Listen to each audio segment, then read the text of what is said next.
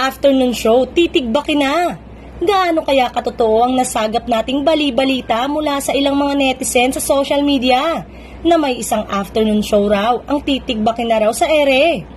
Ayon sa bulong-bulungan, 3 taon sana ang kontrata ng naturang palabas, ngunit dahil raw sa sobrang baba ng TV ratings at advertisement, magiging 6 na buwan na raw ang itatagal noon.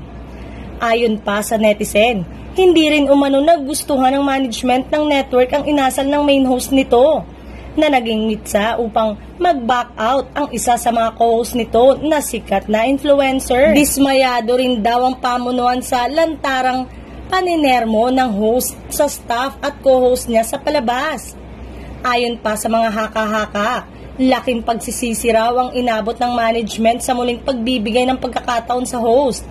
Kaya naman, napagpasyahan na umano nila na tapusin na lang ang palabas na sana ay saya ang hatid sa sambayanan at hindi yung pabubusugin lang sa galit at sermon.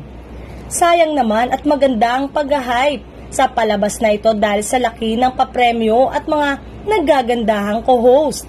Lalo na yung isa doon na galing sa isang sikat na programa. Kaya naman, kung magkakatotoo man ang maugong na chikang ito, aral na lang ito sa main host na huwag na lang dalhin sa ere ang sobrang emosyon na nararamdaman.